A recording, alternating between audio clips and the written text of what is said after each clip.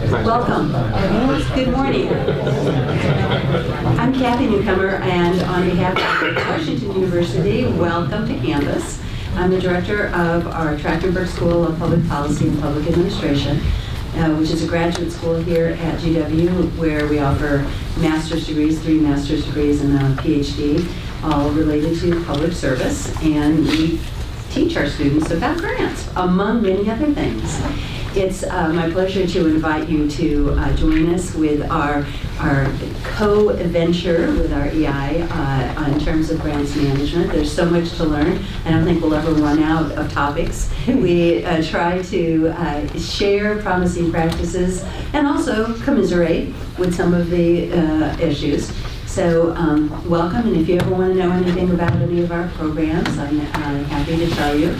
I'm glad to have you on campus, and I'm also very proud to be able to host really smart people that can share a lot of good insights that will enrich all of our practice. So thank you. Now I'll introduce my partner in this venture, Jeff Myers. Thanks, Kathy. So as I kind of mentioned earlier, a lot of the purpose of these grants management breakfast forums is to create a sense of community so that you have colleagues that may be facing similar challenges that you can turn to and say, hey, how did you deal with this? I heard you were really effective and successful at doing it. As well, and actually this is kind of the purpose this morning, to kind of think about, well, what do we face in common next and how should we deal with it, and figure out essentially kind of ways to overcome perspective challenges. We designed this panel and this forum this morning around 2 things. One is a desire to kind of get a good picture across the grant-making community, so federal, state, local, and nonprofit, and to do that with an annual survey that would both allow us to be able to say, you know, kind of what are we thinking that go beyond just anecdotes, and to a certain extent also to kind of see how it compares over time and across sectors of the federal, state, local, nonprofit. So we're presenting the results of that survey this morning, and I particularly want to point out, I saw her 5 minutes ago, but I don't see her now. Catherine Dawes is standing in the back of the room, who is a fellow at George Washington University last year and is now back full-time at the Environmental Protection Agency. She helped develop the survey originally and helped guide the analysis of it last year, and so I want to give her absolute credit for this. But what we also decided would be helpful would be to give you kind of several different perspectives from an expert level. So we have folks who are kind of in grants oversight at OMB, in grants administration from the federal level at HHS, and then both in the kind of the grant receiving and grant making role at a state, in this case the state of Rhode Island. But frankly, they'll have several perspectives, and I expect that folks here in the audience from a variety of agencies, nonprofits, and the private sector will have questions and have perspectives as well. So I invite you to participate in the conversation both by asking questions and hopefully perhaps by answering them. I also want to mention, for those of you who are not aware, we actually have a live stream audience that's at least this size as well. And so we have folks from the states of Arizona and Nevada and Illinois and New York who are listening online, as well as from a number of counties and cities, nonprofit entities, and organizations, federal agencies out in the region. Those folks should feel free to ask questions as well. It'll be harder to have you kind of make extended statements, but if you type your questions in online, my colleague Bailey will read them out and we can pose those questions to the panel as well. For those of you who have not been to one of these events before, they happen every 2 months. We would love to hear your suggestions for topics or individuals who might be good to present because they've had a particular success that you think the community would like to hear about. So please feel free to contact me or talk to Bailey or any of our REI colleagues in the room to be able to suggest what you'd like to hear about in the future. We want to make sure this is interesting to you. Just a brief 20-second kind of background about REI. For those of you who are not familiar, REI really does focus heavily on grants management, both in terms of computer systems as well as in terms of process improvement and evaluation and performance assistance. We focused historically over the last 25 years at the federal level. In fact, we got our start as a grantee receiving grants from NASA, and after a couple of years they said, hey, you've done some cool things automating stuff on the internet, can you help automate the grant program from which you just received a grant? And since then, we've been working with other agencies on both custom and off-the-shelf systems. But let me leave that as it is and mention to you, let me introduce each of our panelists, and then as well, Jen Spencer, who will be doing the presentation of the survey results. So we'll start with Jen. Jen has worked with the Data Foundation and a variety of issues specifically relating to grant making, and has joined REI and is now actually supporting REI's client, which is the state of Ohio. I'm sorry, the state of Utah, wrong client. So she's doing full-time work in the grants field, and in this case, traveling back and forth regularly to Salt Lake. On my left, we have Andrea Brandon, who is the Deputy Assistant Secretary of the Department of Health and Human Services in the Office of Grants, Acquisition, Policy, and Policy. And Andrea has spent some time at a number of different federal agencies, previously at the Department of Homeland Security, and has a history of being an ice skater and enjoying that quite a bit. And Rhea Butler is a Senior Policy Analyst with the Office of Management and Budget, particularly the Office of Federal Financial Management, and has worked in grant making since gaining a Master in Public Policy at American University. She's previously worked with executive branch agencies such as EPA, and now works on grant policy issues across government. Beside her is Laurie Petrone, who is the Director of the Governor's Grants Office in the Office of Management and Budget with the state of Rhode Island. And she she'll tell you a little more, perhaps not, but just to kind of as a caveat, she is actually an REI client who is just beginning to implement some of REI's software to help strengthen reporting and performance management of grants for the state of Rhode Island, and will have the perspective of both receiving grants as well as making grants, and so have some perspective that we thought was important as a kind of a customer of the many federal agencies that are perhaps represented here a little more heavily than the state and local folks. And finally, we have Shelley Slimbridge, who is the Executive Director of the National Grants Management Association. And I'll put in a plug for her, which I'm sure she can add to. I think that the organization does a great job with both professional development, thinking about career planning, advocating for grants management effectiveness, and would be love to have you as a member, or love to have you participate in any other way in terms of joining their conferences, their professional development opportunities, and so forth.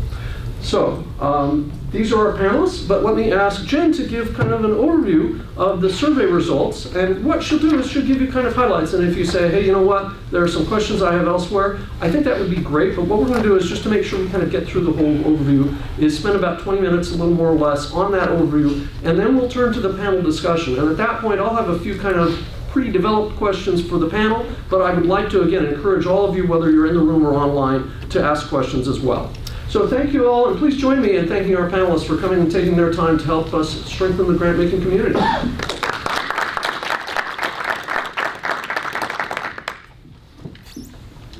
Is this on? We're going to find out. Can you hear me now? Excellent. All right, good morning, everyone.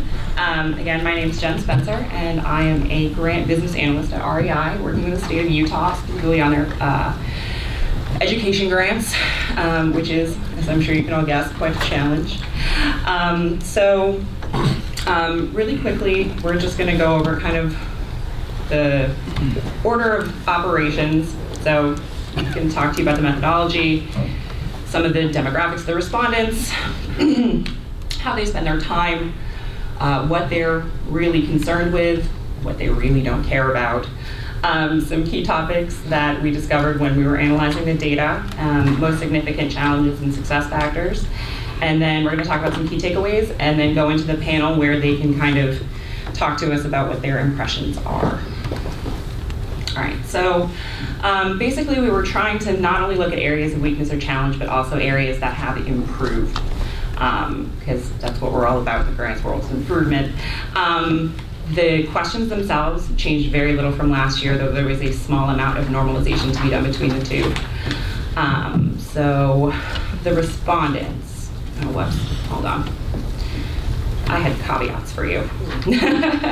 So grant managers is the generic term that we're using for survey respondents, but obviously there are people who were not directly managing grants so much as participating in grant management.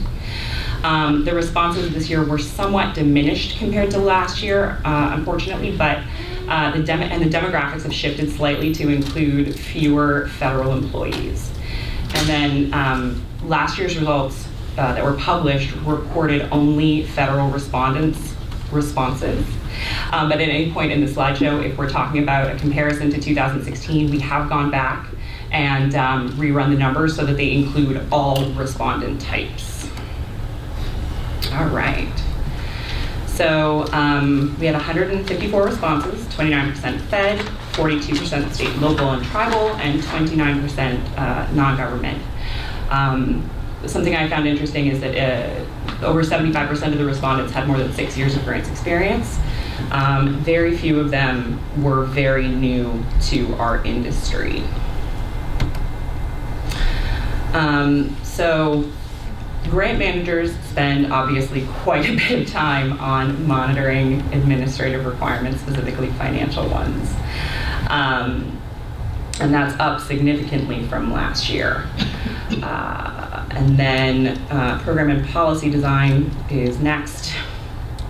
The subgroup breakdown doesn't really demonstrate that the change is due to the demographic shift in this year's respondents, but non-government and feds showed a significant jump in admin, while state, local, and tribal only had a marginal increase. The write-ins from the feds included that they spend a significant amount of time on application and proposal review, technical assistance, and audits. State, local, tribal grant makers, state, local, and tribal grant managers spend a lot of time on application, budgeting, and making payments. And NGOs reported that they, for the write-in, spent most of their additional time identifying and responding to funding opportunities and developing programs.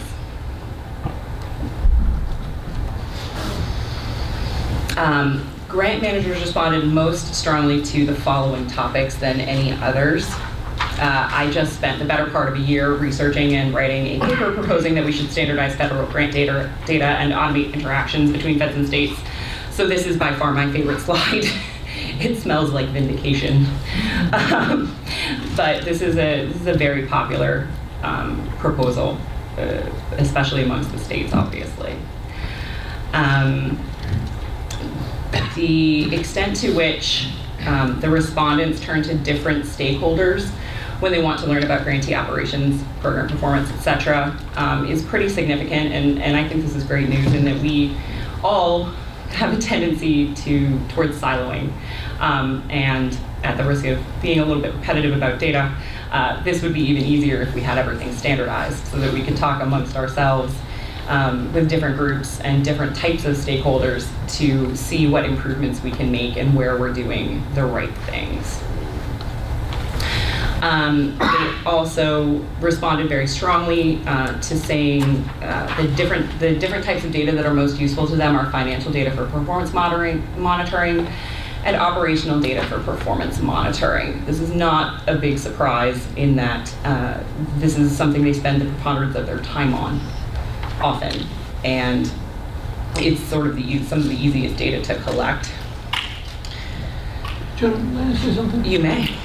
So there may be, you may say, well, what other sorts of things might they have used data for? What other types of data may they have valued? In the back of the slides, there are some appendices that they're posted online now for those who are on watching via live stream, and we can certainly provide to any or all of you who are in the room. So you might see, well, what were the other topics to which folks responded that we're not kind of highlighting? So you'll have easy access to that, and if you have a question about it, for example, during the next segment, we can certainly flip to those appendices and look at those topics. And I believe those also contain the breakdown between the three subgroups. Is that right? In a few instances. Okay. If anybody has any questions about the breakdowns within subgroups, you have to give me a few minutes, but I can talk about it. And then the last one that was most strongly supported is how interested executive leaders and managers are interested in evaluation data analytics. This is actually up a little bit from last year. And I suspect that this has to do both with the availability of analytics and just the increased awareness of that, sorry, the increased awareness of the usefulness and utility of analytics.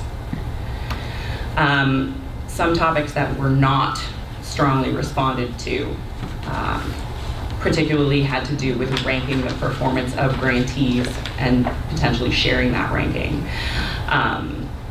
publicly is essentially not done. With grantees but not publicly, still very low, and publicly recognizing outstanding performers also did not garner a strong response. And I can imagine why there is a significant reluctance to risk shaming grantees publicly. I don't think it would serve either the programs or the organizations providing services.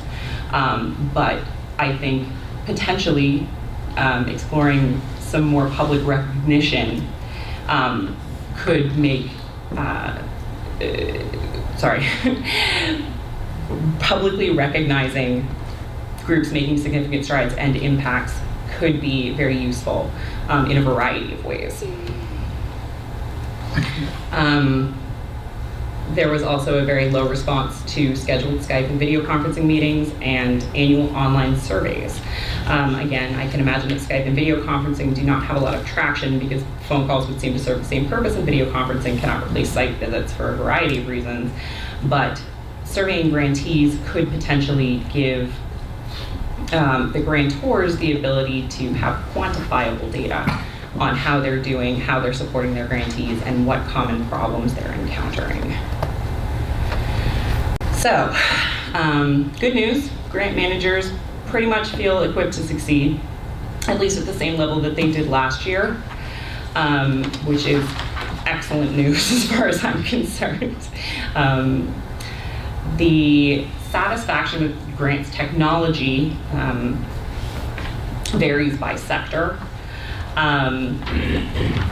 The feds are generally happy, but one of the things that they see as a problem is that the grantees have struggle often to cover the cost of software. NGOs have problems using the software and using it effectively. So that is obviously somewhere that we could do better. Again, leaders and managers are interested significantly in data analytics, and as I said, particularly program managers are up over last year. Nonprofits seem particularly taken with the idea of analytics and evaluation. I think perhaps because they are the most the most mission driven. And let's see, some great news on the legislative and directives front. UGG, Data Act, GONE Act, and FMFIA are all pretty popular. More than 50% of respondents were moderately or extremely positive about the UGG. When you add in slightly positive, the Data Act is also up at 50%, as is the GONE Act, which is great. The Federal Initiative on Tiered Evidence and Evidence-Based Policymaking Commission Act, I suspect, did not garner as strong a response because I don't think there's as big an awareness of those two, because I certainly hadn't heard of them. Let's see, some challenges. Funding uncertainty is up 24%, which is concerning but unsurprising. Bureaucracy and inefficiency is down a bit, possibly due to legislation and directives from the last slide, possibly because of the slight difference in demographic or simply different respondents. Attracting and retaining well-qualified staff is always a challenge, but seems to have increased over the last year. But in good news, the grantees have been seen by their grantors to have improved significantly as financial managers and as program managers to support mission, which I think is very good news. And the big success factors are pretty much the same from last year. That has not changed a lot. Well-qualified staff, effective training and technical assistance, which we all know is crucial. Persuasive communication, always important, and they are essentially in the same order as last year, so not a lot has changed. And then the key takeaways, I think I would like to hand over to Jeff. Sure. So these are essentially kind of the topics we thought were most telling from the overall survey results. You've seen kind of highlights, and in particular from amongst those highlights, this is a real subset of them. What I'll do, I'll just run quickly through them, and then actually on each of these topics, I've asked, and the panel is ready to talk a little bit, but we also want to kind of make sure that there's an opportunity for the audience to ask questions. So what I might do is, after I've talked through this slide, then we'll allow each of the panelists, if they would like, to make any sort of opening comments. But then I think it might be nice to just start out with an audience question, and at that stage we can talk through some of these in detail if you like. But the most significant takeaways that kind of we saw from the overall survey are the grant-making community seems actually pretty supportive of the standards the federal government has set legislatively as well as administratively. And so kind of that seems to be good news, which is that the kind of the grant-making community perceives that things are going in the right direction from that overall scope. The second is that grant managers are optimistic and think that they've got most of what they need to succeed at mission. So again, I encourage you to think a little bit about that and offer either suggestions about your own observations or ask questions to the panel. As Jen mentioned, grantors' assessments of grantee capabilities have improved. Could be a fluke, could be something systematic. I'm curious what you all think. Well-qualified staff, training, technical assistants were last year and continue to be the most frequently named and identified success factors. And so there the challenge, the issue is, those are the success factors, but at the same time, one of the big challenges is retaining staff.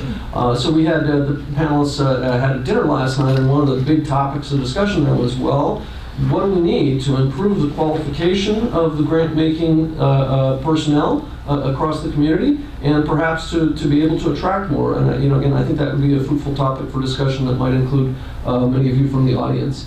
The technology question that was interesting, I think for the most part, the states are a little bit happier with their technology, and there is a strong desire that you can kind of see between some of the topics for better information sharing between the federal and state governments, and presumably some of that might happen with technology. So again, it would be interesting to hear your thoughts about how that can strengthen, where might be some of the first places to look.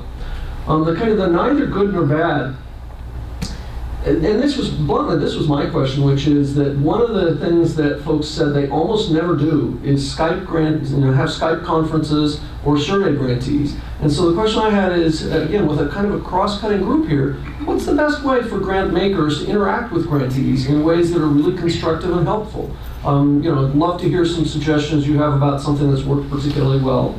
The second topic there is that grantee expectations are not very well connected to agency and program priorities, although they're improving a little bit. And so there's a kind of a gap, which might not be surprising, between what grantees think ought to be happening, or how much money they think they ought to get, or what the programs ought to be, and the reality of what the program or the agency priorities are. And so my question there was, is that a communication gap? Are the grantors not communicating as well as need be? Or is that kind of just the grantees just don't really have as much of a dose of reality as would be ideal? So again, the question is kind of what might be done about that. The challenges, the kind of things that seem not so good is lots and lots of grantees are really worried about funding, and they're uncertain. And so the question, I think, would be, well, how do you deal with uncertain funding? If you're not sure whether you're going to get any budget at all, or whether you're going to see a 30% budget reduction, what can you do to prepare about that, either on the grantor side or the grantee side? The next topic is that grant managers really want better automated information sharing. We kind of touched on that. The grant managers focus heavily and increasingly on compliance. And that's the kind of the traditional sort of a chicken or egg question. How much do we look at kind of the rules and the law and whether you're on the right side of the line or not, or how much do we look at, let's improve the program performance and make sure we're strengthening the achievement of the mission, and kind of what's the right balance. And then the last topic is that for grants managers, few grants managers rank performance, almost none, at least especially those who perhaps would release it. And so the question that arose there is, if there is not any effort made to look at performance or rank it carefully across grantees, how does one find which are the best practices, which grantees are most succeeding, and what can we learn from them? And so, again, there may be other ways to do it, but that I think is an important question for the grant making community. So those are kind of the key takeaways. Let's stop for a minute and see whether or not, panelists, would you like to offer any kind of opening remarks, or should we just head straight to the discussion and the questions? Anybody want to make any opening remarks? In which case, please do make sure your microphone's turned on. I think we're ready to get started. Okay. But thanks for doing this. I think this is a tremendous opportunity to really gain really helpful insight. I think particularly from the federal perspective. So just thank you. Thanks for having us. Yeah. All right. So let's take it back to the beginning. I'll ask.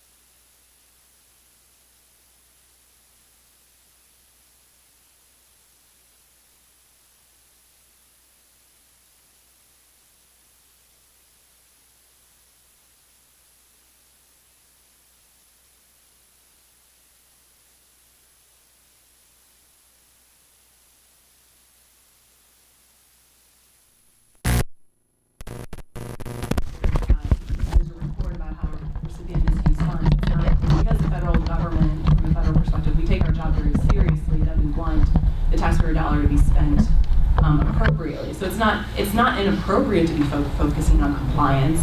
I think the challenge is trying to, again, is finding the right balance. And I just like to highlight that what we tried to accomplish with uniform guidance, and it's good to see that people think that view it positively, is that we actually tried to include a lot of flexibility in uniform guidance. And I think perhaps what you're seeing is perhaps agencies aren't taking advantage of some of the flexibilities built into uniform guidance. For instance, there's a provision in there to allow a fixed amount of awards. We know that agencies aren't taking advantage as much of that opportunity to instead of focusing on the cost accounting nutritional associated with an award or detailed budget, there's actually an opportunity to issue fixed amount of awards that focus more on performance. There's also provision in uniform guidance to where an agency, if they have an innovative program design and they want to waive certain compliance requirements, they have an opportunity to go to O&B and request a waiver. And we actually encourage agencies to think through how you could design a program very innovatively to focus on performance. I think what you're also seeing is it's actually very challenging. It's sometimes easier to focus on compliance and what's an allowable cost, or how you need to do your payroll, or how you should procure. It's a little easier to get to that sometimes than performance. I think performance can be a little challenging to get to, particularly when you start talking about outcomes. We know that certain grant programs is very difficult to get to outcomes. So I think we just need to be thinking more as a community of how can we think of ways that we can measure performance, and perhaps we're not always getting to outcomes or what it means 20 years down the line, but at least we know what we're getting for our money and we're getting good results under the grant. So those are some general. May I ask as a quick follow-up? You mentioned, there are some agencies that are doing a kind of fixed award amounts and a couple of other innovations. And I wonder if some of the audience members were saying, hey, can you name for me a couple of examples? I'd like to find out exactly how they did that. Is there a way the grant-making community could find those examples? Yeah, so to be frank, very few agencies are taking advantage of those flexibilities. And I think the uniform guidance is still relatively new. I think so it's just a matter of everyone's still trying to get to speed on what the requirements are associated with uniform guidance. And I don't think it's what agencies don't want to. I think it's just it's a matter of being new and figuring out how to be innovative. Yeah. But there are some agencies that really do have a fixed amount of awards. Department of State is one, USAID. I think USDA has a few fixed amount award programs. I certainly, like, if you are interested, you can certainly follow up with me, and I do know some of those agencies that are doing more innovative program designs, but I think we'd like to see more agencies taking advantage of those flexibilities. Okay, so she said it, I didn't, but she's saying if you are curious, follow up with her. Yes. Jeff, they do anyway. They do. Laurie, do you want to add anything? Well, from the state perspective, I would echo a lot of what Rhea pointed out. I mean, I think the uniform grant guidance is here. It's been here for a couple of years. I'm not surprised that it ranked high in the survey because it is what people are familiar with. And I think, Jeff, your word was balance. And I think what we have to keep in mind as states is the reality is we have to adhere to uniform grant guidance. And while one of the stated objectives was to move from compliance to performance, you know, you always have to have that compliance piece. That is just part of it, and I would agree. It's black and white, it's more black and white, it's easy to measure. We're in the process of implementing a grants management system, and it's our hope that the grants management system will take care of or automate some of this more routine financial tracking type activity that grant managers are spending their time on, and will help shift that balance more to the performance side. So that's what we hope to do. I think what I see, I also work with other my counterparts in other states, and I know a number of them are on streaming today. But what I see other states doing as well is there's a lot of focus right now on standardizing business process, writing policies and procedures, and then doing training around that. And I think that once that foundation is laid, then there will be this ability to move more toward the performance side. And I know within our system, we're having some discussions about strategic plans and putting those in the system and KPIs, and you know, our agencies are a little bit nervous about that. You know, how does that go, and what's the relationship between the state agency strategic plan and the grant, the very specific grant that they work on, and what KPIs should be in there. So we're just processing that through at our level, but we're hoping to really move that performance agenda forward. Great. So let me ask a tough question, and this is kind of just a hypothesis. I'm sure there's no real certainly right answer, but the thing changed by 10 to 12 points. Why so much more energy on compliance in 2017? Anybody have a suggestion? And audience members, feel free to jump in as well. Any panelists have a suggestion as to why compliance has become so much more focused this past year? Well, I mean, Jeff, what I've seen is that there was a lack of because the uniform guidance is still relatively new. I think previously there may have been a lack of knowledge associated with what the existing requirements were previously. So I think the uniform guidance almost highlighted like what the expectations actually are of grant managers. I don't think it added additional requirements necessarily. Like it wasn't.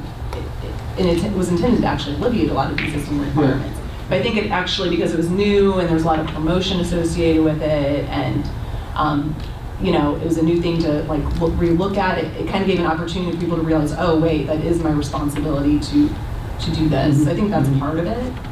That's just my perspective. Would it be? I'm sorry, but I was thinking too, because of you got the financial requirement procurement rules changing. There was always this. You gotta. Can I ask, actually, folks in the audience, I do want to encourage your participation. Please introduce yourself, and then I'll bring you the microphone. All right, thanks. Hi, I'm Fritz Bates from National Geographic. My guess would be with the procurement requirements, because that was sort of delayed in terms of when you had to implement the new rules for procurement, and people probably took that pass, you know, year to year, and finally they had to do something. So. Great, thanks. So one other question that, Laurie, I wanted to kind of raise with you, which is, you mentioned something that I think is a concern of federal agencies. They haven't spoken about it a huge amount, and that is, there used to be this thing called budget and performance integration. To a certain extent, there still is, to say, what exactly are we getting for each of the dollars we budget? And I'm curious as to kind of what stage, what you mentioned, which is including KPIs in your grant reporting software and presumably processes, and whether or not kind of grant performance integration is a thing. And I'm just curious, maybe show of hands, how many agencies are trying to include performance measures in their grant-making system at the federal level, and how much are you actually getting towards that from the state or local level where you have grantees and sub-grantees? Anybody really kind of putting energy into kind of grant performance integration as kind of Laurie hinted they're trying to do? So I can just kind of speak a little bit. This is Andrea from HHS. Hi. With regard to our programmatic side of the house in the federal government, so we have the grants managers that do like all of the administrative requirements, the business management processing, the financial management processing, but usually we have a group of programmatic managers that are actually looking at the mission and the goal of the various programs and the statutes that they're being required to implement. With regard to that, there are a number of programmatic systems across the federal government that actually do have key performance indicators that are related specifically to those particular programs and with regard to the goals and objectives of those programs and actually measuring out the outputs and then the outcomes that lead to the outcomes. So we do have more than 300 grant programs, and there are a lot of programmatic offices and programmatic staff that actually monitor the grants from a programmatic perspective, and they do have systems, and that's one of the things that we're looking at. We're looking at, do you want to allow individual program offices kind of to continue on with their individual systems, or do we want to look at something overarching where we can collectively look at different programmatic standards, and data elements that can be kind of universal, but will allow us to still put in specific programmatic information into one overarching system or a couple of overarching systems rather than a number. But yes, on the programmatic side, there are federal information technology systems that collect very specific programmatic data. Any other questions from the audience on how grant managers spend their time? Okay. So, excuse me. So the next question was an interest in data sharing. And my question there is, what topics is the data, is there most strongest interest in sharing data, and how should it happen? And again, perhaps Andrea and Laurie is kind of the grantor and the state recipient / grant sub-grantor. Any reactions to that? So again, we have many different federal systems. Let's talk first about the overarching federal system, usaspending.gov, where we post a lot of the financial aspects of the different grants across the federal government from the various grant-making agencies, the 26 federal grant-making agencies. And then we have grants.gov, that's also government-wide, that actually posts information on the funding opportunity announcements, the various types of applications that are necessary to apply, and also it has different information on how to apply to grants, how to write grants, all types of other technical assistance information provided on that site. And then different federal agencies have actual portals, if you will, that are available to the public that actually have also some of the same information that's provided on usaspending.gov, but in addition to that, more specific information pertaining to their particular federal department. So we do have systems, but I think the question more gets at where in those different types of systems can we have a push and a pull? Where can we actually push data towards the states to help them with, to maybe streamline their application process or streamline their reporting process, streamline the financial reporting process, and where can they push data back to us? So with regard to like grants.gov, we do have system-to-system interfaces to help with applying for grant programs. And as I said earlier, we do have programmatic systems in the federal agencies that allow for a push and a pull of data between the states or between the other types of federal grantees. But I think, again, as a federal government, we need to look more overarchingly and see where we can streamline some of these systems, streamline some of the actual data standards that are required for applying for grants or that are required for reporting grants, required for reporting the financial aspects of grants. Also, looking at more innovative technology that's out there. So I'm a huge artificial intelligence advocate, where we can look at different use cases for where that technology can also help us provide information to our grant recipients and then us to receive information. In other words, we may not need a system-to-system interface to gather some of the information if we are able to use some of the innovative aspects of artificial intelligence and APIs that can actually go out and grab some of the data for us. So with that, I'll kind of pause. I don't want to get too down in the weeds on technology, but I'll allow Laurie to actually. Let me ask the question of the audience, feeding off the Okay. comments and then go to Laurie. Is anyone here using artificial technology or has a clear plan as to how you might use it in the grant-making arena? I'm curious. Show of hands. Artificial intelligence, you mean? Yeah, I'm sorry, artificial intelligence? One. Would you like to offer a description of what plan or action is being taken? Sure. And please introduce yourself again. Hi, Will Manel, LCG. We're actually doing work now through the HHS Grant Center of Excellence Grant Solutions. So part of the work that we're looking at in our R&D lab is how we can use AI to see data patterns for either misuse or for how to streamline for either regulations or processes that are moving the same path to sort of simplify the overall strain of the business. Thanks. And for those who didn't catch all the acronyms, the Grant Center of Excellence is part of HHS as kind of grants shared service provider. Laurie, did you want to touch on this and kind of, you know, from the state perspective, what information sharing and for what purposes? Okay, well, it won't be news to several people in this room, but we have a few things on our agenda that we would really like to have that push-pull that Andrea referenced. For example, applications, you know, people file their applications in Workspace currently on grants.gov, and we have a grant system that supports the development of applications.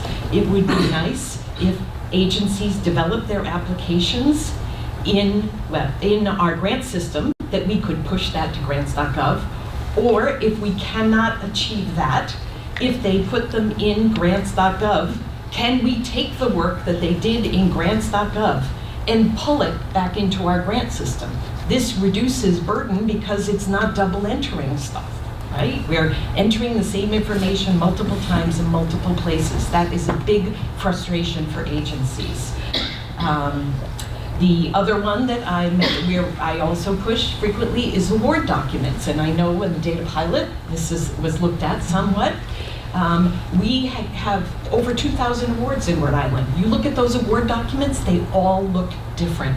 And we have one agency that might be working with 6 different federal agencies. They have to learn 6 different award documents. And there's a little bit of subtlety in terms of the terminology on those award documents.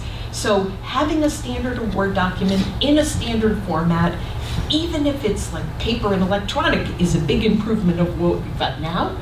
And then what we'd love to be able to do is get that and pull that data, get the standard data and pull it into our grant system again, so we don't have to go in and enter budget period, project period, all those key facts that drive our award management.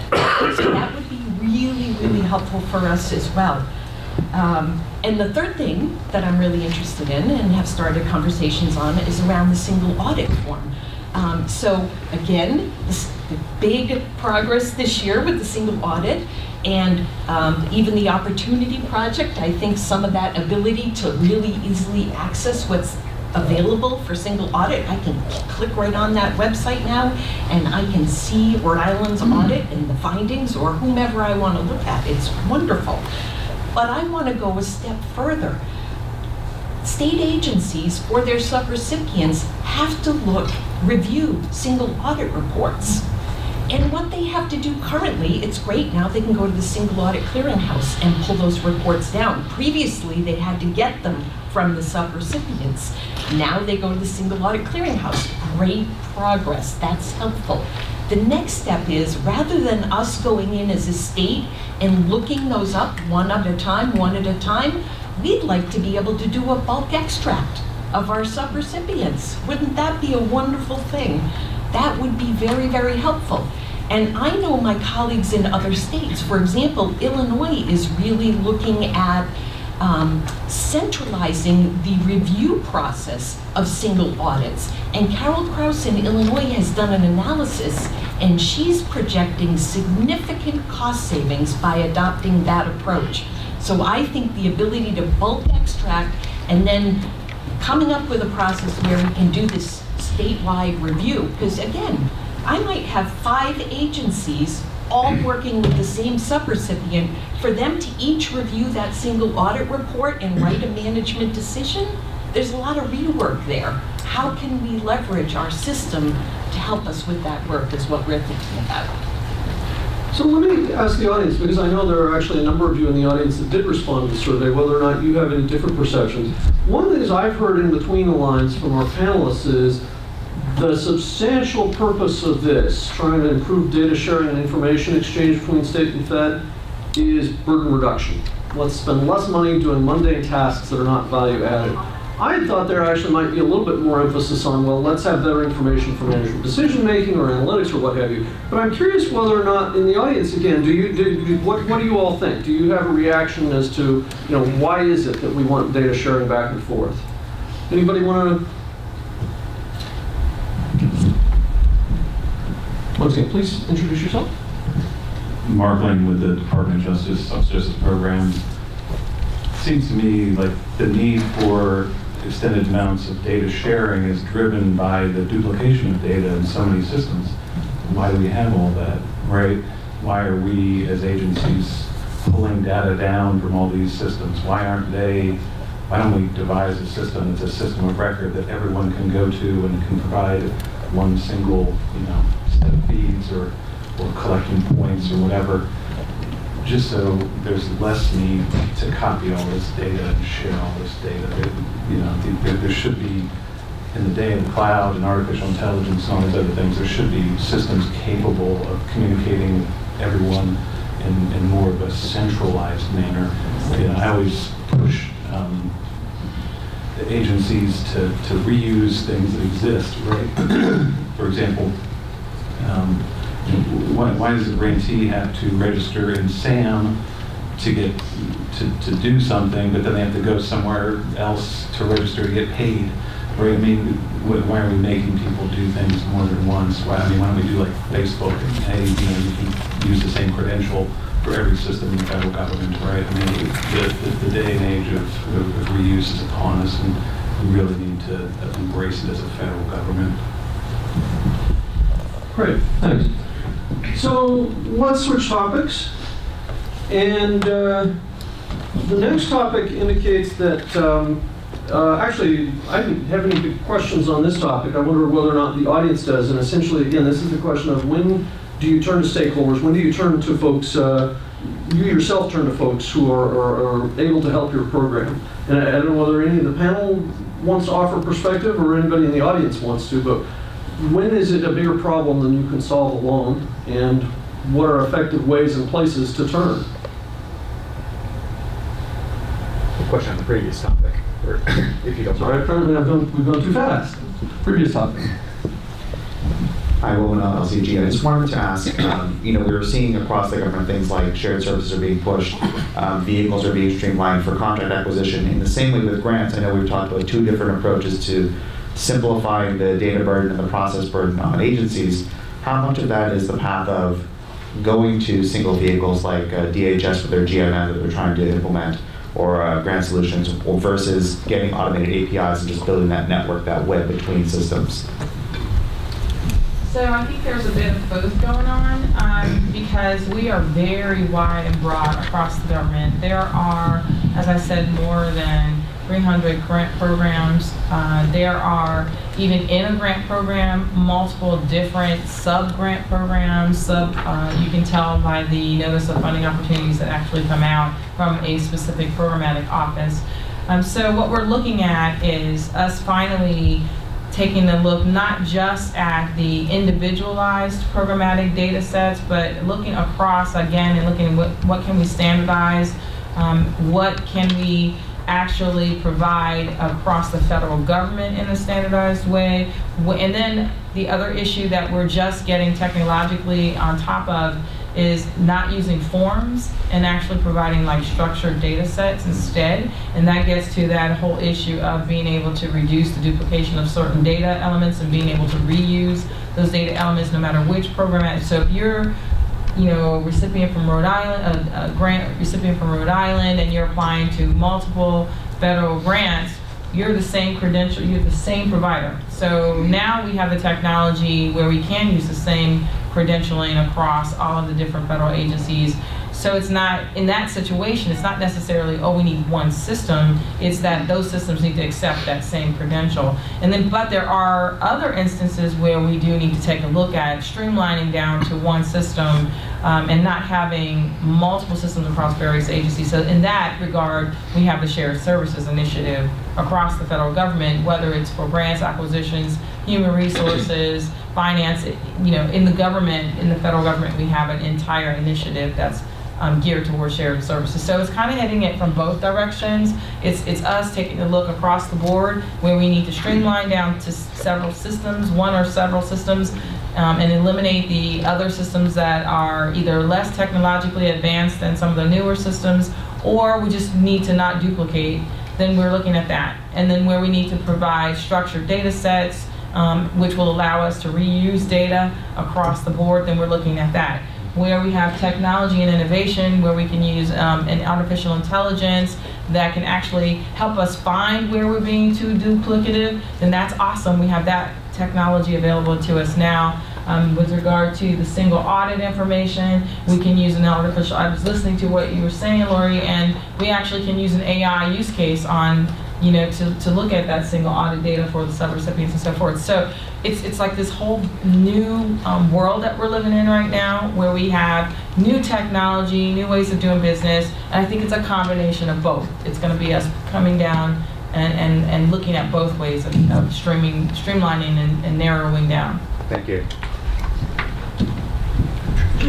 Hi, Catherine Dawes, EPA. I also worked on this survey last year. One of the observations I just want to make about legacy systems and data sharing is that there's a real opportunity with the relook at regulations to help break open some of the requirements that are keeping us stuck in legacy systems and in legacy way of doing things. I swear to God, there are some requirements that require, you know, things to be copied and mailed in still and emailed, you know, in PDF form and things like that. And it's slowing down the transition to these AI and these other opportunities that we're talking about. So I would encourage people to be thinking and coming at this from multiple directions. It's not just a technology problem, it's also a rules and regulation problem.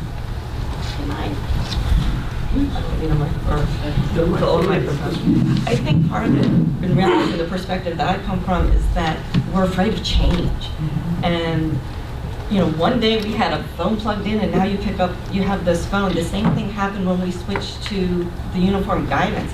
And one of the things that came at the beginning of this survey was, everybody's so experienced. You've been in this industry 75% or over 6 years, is you're afraid of this change. And people still look back on the circulars and look how easy this new guidance is. I always say, how many people have read the new guidance? And then I say, all of it, and the hands go down. There's this information is being brought to you, but it's to make lives easier.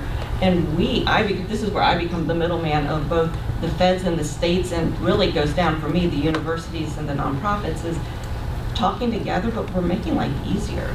We just have to adapt to it. Yeah. So one of the things I do in real life is help with change management. One of the traditional change management strategies is involve the people that you want to change and defining the change.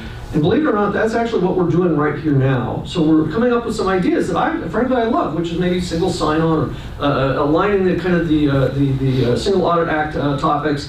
And we are now offering them as input to Rhea and her colleagues at OMB. And hopefully we can offer them as input as well, perhaps in written form or a meeting perhaps convened by some of these folks to the folks on the Hill, because believe it or not, there actually is some legislation around grant standards that is being contemplated right now. So this is a good opportunity to say, we want some change, and here's what we want. So again, please help define what the future looks like in a way that will work for grantors and grantees. So Jeff, I have to jump in just because you called me out. I like to say, like, at the federal level, we are like, wanted to echo everything that Andrea said, that we're coming at it from a lot of different ways. Like, okay, where are areas where we can streamline and consolidate systems? What are other ways to just like communicate better across systems? A lot of what Laurie said about single sign-on, we've had those conversations at the federal level, and I just like to I'd like to give a shout out to Jeff Johnson's here from HHS. He helps manage grants.gov, and I work very closely with GSA, which manages the integrated award environment, and that's sam.gov. And they're in ongoing conversations right now on how to improve the sign-on process. It doesn't make sense. You have to register in SAM and register in grants.gov. So like, this is stuff that I just want to say, like, we hear you and we're working on it. We know that there's a lot of room for improvement. Single audit too, we've had a lot of conversations on how to better use that data, because a lot of the challenges that Laurie, that you described are the exact same challenges that we have at the federal agency level, that we have, like you described, your agencies are looking at the same, we do the same thing at the federal level where we're looking at single audits multiple times, and we know universities have the same challenge when they do sub-recipient monitoring. So we know, like, even if we can make improvements at the federal level of how we resolve single audits and use that data better, we know that that would sprinkle down to the pass-through entities. And so I just like to say that we are doing work in this space. And also to Andrea's point about this whole shared services effort, we are engaged with the Unified Shared Services Management Office at GSA, where they're looking at shared solutions across different lines of businesses, including acquisition, payroll, travel. We've actually leveraged that effort and already begun a lot of standardization of our business process and capabilities, and we are actually beginning to do data standardization work. So we've heard you, and I think a lot of this it was also highlighted in the Data Act Section 5 pilot, where in the findings associated with, in the recommendations that we put forward, OMB recommendations, we recognize that we need data standardization, that we need to better use technology, that there's no reason that recipients enter the same information more than once. And also, why are recipients reporting back information that we give recipients? That's also a little, like, we often request, federal agencies often request information from recipients that we actually have. Like, you'll see on a form, it'll ask for your grant number or your, well, grant number you might need the FAME, but like your recipient name again, or the CFDA, or like all this information that we actually give to, why are we asking for that information back?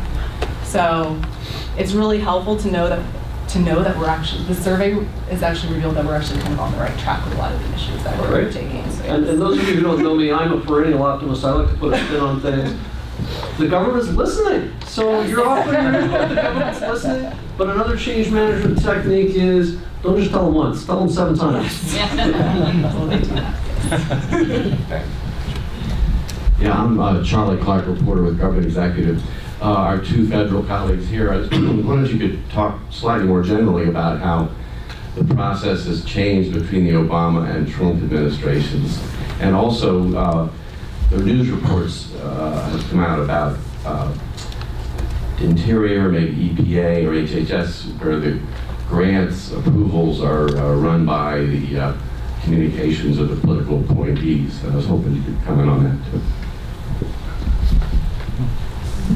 Well, there are several things that have transcended between the 2 administrations, such as the Unified Shared Services Management Office, and that it started under the Obama administration, and it is continuing under the Trump administration.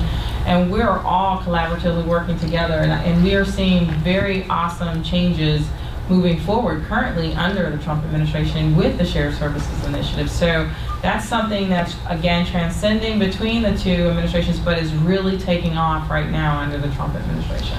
And we're really excited about that. With regard to who's making the decisions for approvals of grants, the base and bottom line usually resides with the programmatic offices, and they are very intricately involved with the mission and the statutes that provide the guidance and the legislative requirements for what they need to do to accomplish the goals and objectives of those particular programs. And they run the competitive review processes. They do the rank orders of the recipients depending on the meritoriousness of their actual applications and how they make it through the review process in adjusting to the criteria that's been given.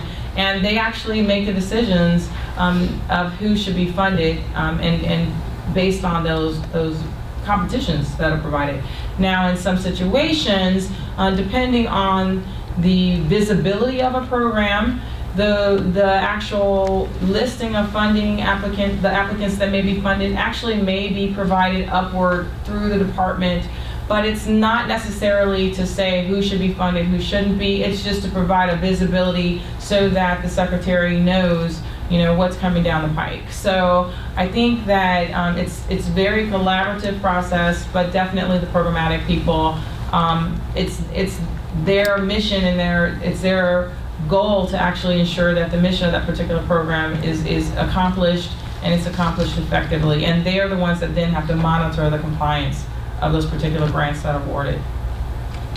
Anything else from OMB? No, I mean, I think Andrea is right. I think, like she said, there's a lot of initiatives that began under the last administration that are continuing. I think the survey results reflect a need to focus more on performance, and that Obama administration had the same goals. I think it's just okay, let's take it to the next level. And I think there's some exciting things happening. I mean, I think and during any transition, there's going to be change. And I think as civil servants, we accept that. We're professionals. We know what our duty is. And I think, and I just like to echo everything that Andrea says. It doesn't mean just because there's I think you're right. Sometimes there wants to be visibility in the department of what things are being funded. And you saw that some under prior administrations, I might add. For instance, under the American Recovery and Reinvestment Act, the Vice President's office had to see every single action that went out. So, I mean, I think this is, it's just every new administration has different practices and policies in place. Thank you. Somewhat related question to what's on the slide right now. So we talked about all the successes we've had with the Data Act, right? And in my opinion, that's a financial exercise, right? That really is talking about how much money went where, right? And that's a wonderful achievement. One of the things I see in the Data Act that I hope that evolves is the concept of program activity, which is another essentially summarization of the monies that have been given out, and how can we create a corollary from the program activity to performance. Right, we as a government need a performance framework that applies to all grants, right? And I don't know if that exists, maybe it does, and I'm just totally unaware, it's quite possible. But do we have a data standard for performance, right, that we can then bridge the gap between execution and results? And that kind of framework, I think, would, at a global level, would then allow agencies to evolve their own performance and assessment programs within a larger framework, but within their own granular missions. So I think that many agree with you, and so I'll kind of jump into something that I think it was queued up. Jeff had it queued up, but I'll just go ahead and mention it now, that there is a bill that's on the table called the Grant Reporting Efficiency and Agreements Transparency Act. We call it the GREAT Act, and it's a bill. It's not passed just yet, but it is actually looking at exactly what you said. It's looking at the performance data elements across the government, try to standardize them the same way that we did for the financial elements in the Data Act. I'm looking to see if we can provide a structured a data set for performance reporting. Again, you have various programs, but let us find that overarching set that can be used across all of the federal program agencies across the entire government. I expect that this is probably going to be a lengthier. I think the time frame that's proposed in the bill is shorter, but the exercise, these programmatic data elements have never been looked at previously as far as being overarching and standardized, and it seems as though it's going to actually take us a little more time to do that. We're going to need probably a little more time, because financial data elements have been set in stone, whether you saw them publicly or not, but the programmatic data elements and having them standardized according to what it looks like will be required in the bill, is going to take us a little bit of time to actually come to an agreement on, and we're going to have to pull some new players to the table. We're going to have to pull the programmatic offices and the people that need to actually provide the funding opportunity announcements and actually have they have the resources to look at those data systems that they currently have in place where they are collecting the programmatic and performance data now and the evaluation data. We're going to need them at the table so that we can try to identify those particular standards across the entire federal government. So you have 26 federal grant-making agencies where we award more than $600 billion in financial assistance with more than 300 programs. More than 1,800, I'm sorry. Yeah, okay. HHS 3 is 300. Yeah, okay. I'm totally myopic. I'm having an HHS day, you know. Thank you, OMB. You know? But it's really a broad lift. We're very excited to get on board with it. And we're looking forward to it. And I know we're going to have great input from our stakeholders as we, work with you all to gather this information. But definitely, there is a bill coming down the pike, and we will all really look forward to it. We do have, the SF 425 quarterly, obviously, but we also get progress reports quarterly, but there's no standard, right? There's no but it's incredibly quantifiability across all projects reported every quarter at a programmatic level. Right, and I just like to jump in and say, just reminding you of the environment, those 1,800 programs. I don't think it's ever, I think it's an unrealistic goal to have the expectation that we have standardized progress reports across all these different programs. But there are opportunities to standardize among programs that are similar. Certain elements that we collect on more than one program. It could be like a line of business effort from the federal level, right? The financial management line of business corollary to tribal grant progress, or room for abstraction and roll-up, certainly. I think the program people would see themselves as larger than a line of. Yeah, they wouldn't think of them as, Yeah. so it would be more, the research community has done a lot of work in this space, and I have to give them a lot of credit. They've actually standardized the research progress report. But I think it would, this is just, we haven't figured it out yet, right? We're excited to begin this work.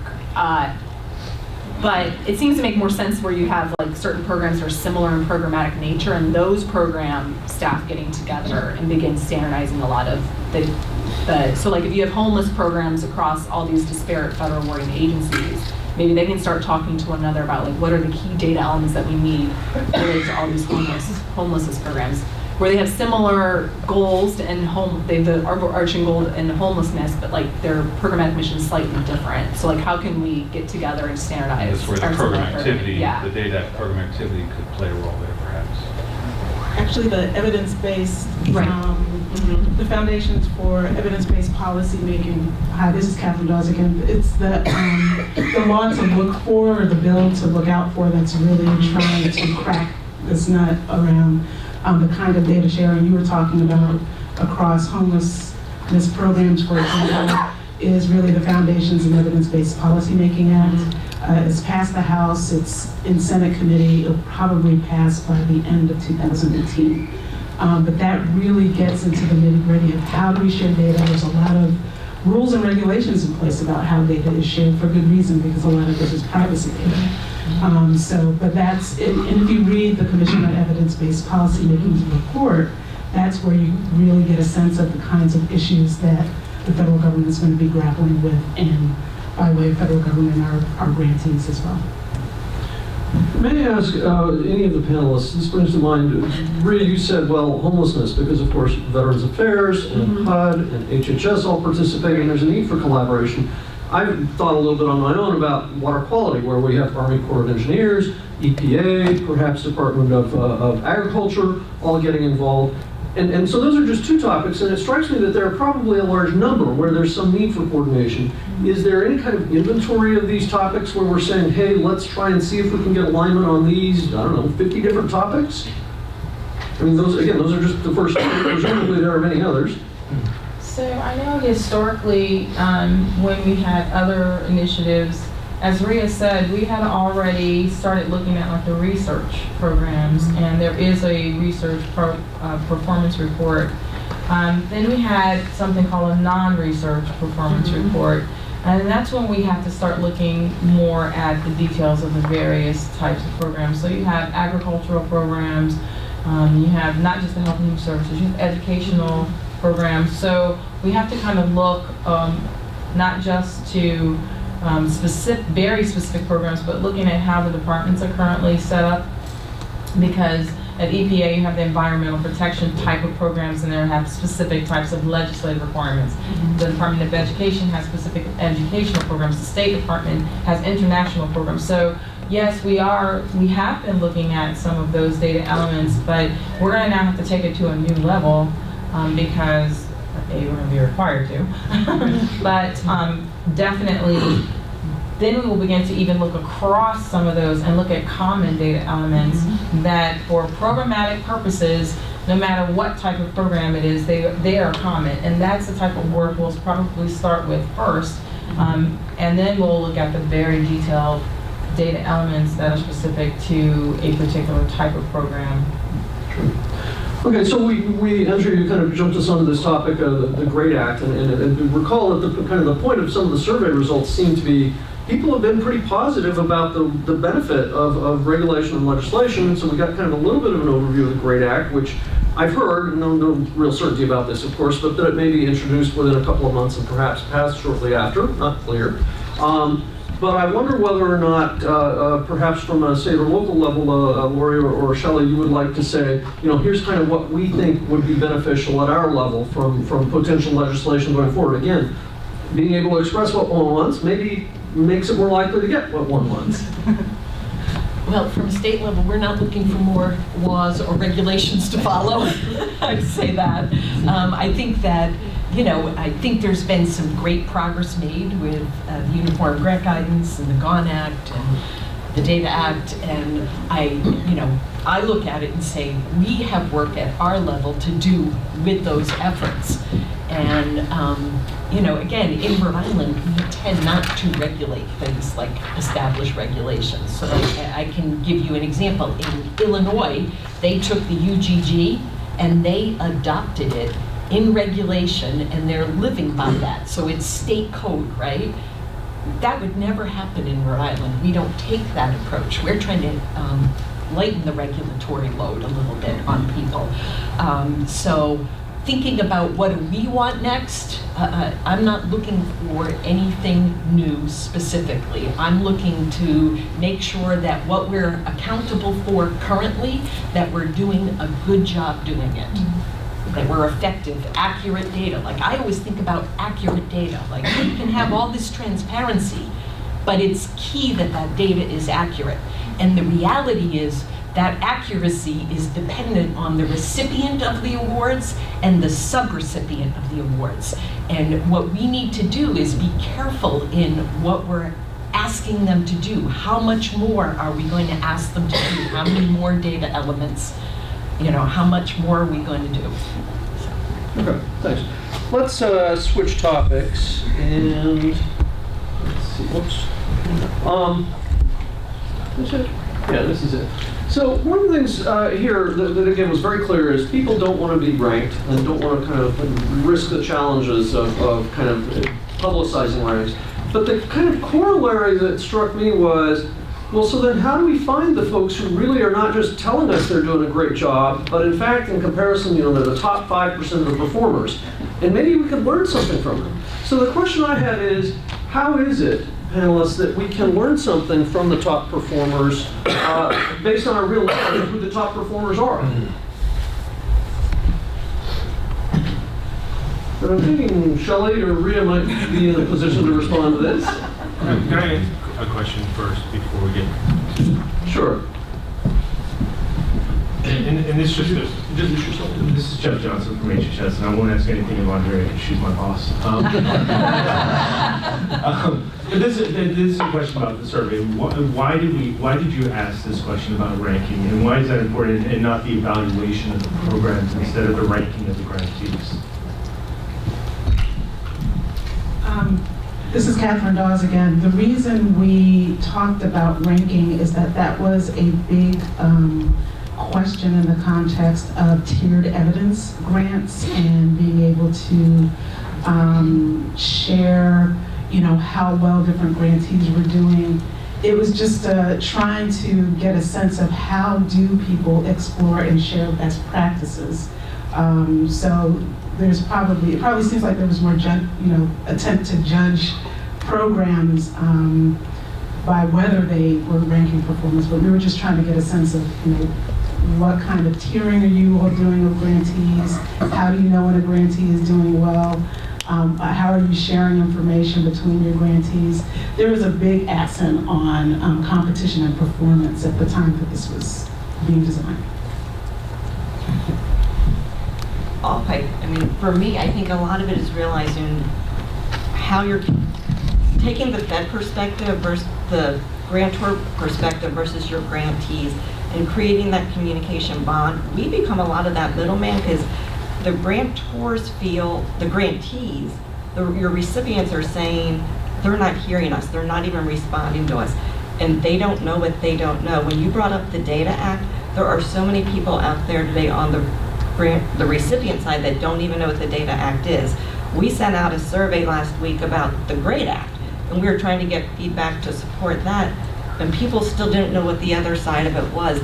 These surveys help us help you guys, and that's the hard part to say, to take 5 minutes to fill out these surveys, because on this one, you had 154 response, and you're talking billions of dollars, and how can we help you is to hear this information and to have that communication on both sides where your recipients aren't afraid to talk to you, but you can give them the information that they're looking for. So I think my reaction to this question was a bit what Jeff Johnson just highlighted, is that I think when asked in this way, whether you're ranking the performance of grantees has a certain connotation that you're judging a grantee versus another, like you get an A but you get a D, but I do certainly think we could do a better job of sharing performance and sharing information and sharing best practices.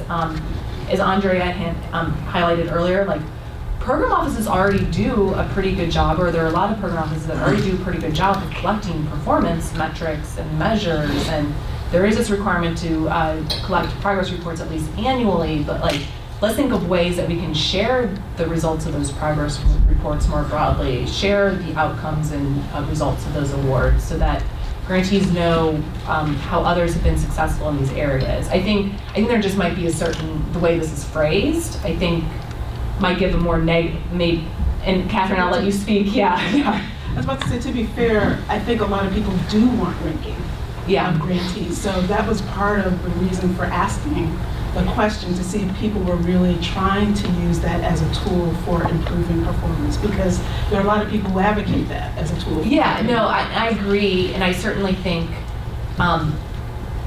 no one would disagree with the statement that we want to know what we're getting with our taxpayer dollars and what the results are of that investment. I think it's just, I think it's a good question to ask. I'm curious about other, okay, well, you don't rank, but how do you at least share performance or evaluate? Right. I just want us to be honest that there are a lot of people out there pushing ranking as a tool. No, you're right. And so by asking to see, are people really embracing it, I think we're getting an answer that I think taps to a lot of people's discomfort, which is no, we're not using it as a tool. And there are probably a lot of good reasons for not using ranking as a tool and then publicizing it. And keep in mind, there were quite a few questions on this survey. The reason this came up is not because we were really curious about ranking. It came up because these were the very lowest scores that were provided by respondents amongst all the questions. That's how they got onto this slide. Yeah, I would like to share a little bit. It's not exactly the same, but we've had discussions in Rhode Island around risk assessment. Mm-hmm. Ranking is a little bit related, right?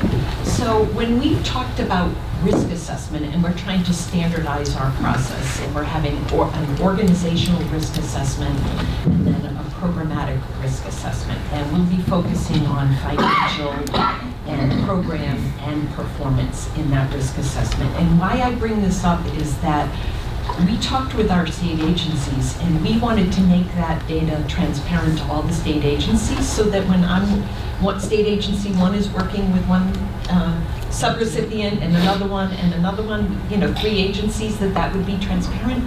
That was the agencies don't want to share that data. And they also don't want to tell the subrecipient, you're a high risk, or you're a medium risk, or you're a low risk.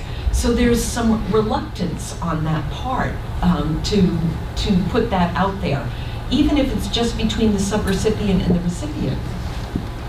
So one thing I'd like to add, when I listen to this discussion and I think about ranking, for me it comes to, I look at how we rank schools with regard to like law schools, or how we rank schools with regard to whether you want to send your kid to a particular undergraduate school, or who has the best school for a particular PhD program. There are certain standardized criteria that no matter the type of school, you can rank those schools based on those particular criteria. And it's a broad enough criteria that if a school doesn't rank high in a particular year in that particular area, then they work their butts off for 2 to 5 years to get their rankings up. And so when I hear this type of thing with regard to grants and grant reporting, et cetera, then I'm thinking we would need to probably come up with some standardized ranking criteria across the federal government so that it's not necessarily looking specifically at projects that particular grantee has, but at some type of overarching performance that they have.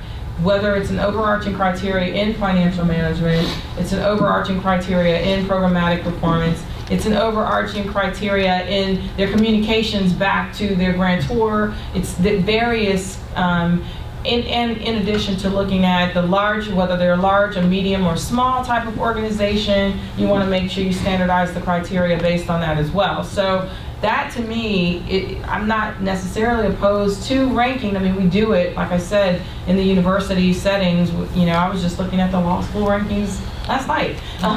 And there's a lot of criteria there that all of the law schools, no matter whether they're large, medium, or small, it's the same standardized criteria. So I think that we need to really look at that first and decide what that ranking criteria should be. If you were going to do that, hi there. If you were going to do that, do you think that we would need some variety of standardized repercussion? Because I think a lot of the fear for the nonprofits and the recipients is that if they come in at the bottom of the barrel, they're losing their money immediately. They're not going to get an opportunity to improve their services or their admin. And so how do we protect them against that? I definitely think we need to look at that as well. What do the standards, what do these rankings mean?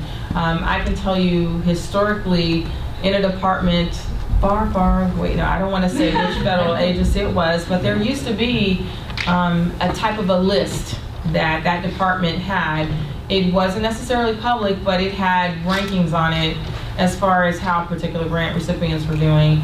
And one of the reasons why that list disappeared is because it was never clear how that list was supposed to be used, what the repercussions. Some grants officers in that agency didn't know whether they should not fund a grant because the grant recipient was on that list versus, we can fund them and put special terms and conditions on it and that type of thing. So you're right, I think that if we do decide to go down the way of ranking organizations, grantee organizations, that we would need to look at an actual methodology for, is there going to be repercussions at all, or if there's not going to be, how are these rankings to be used? What are they for?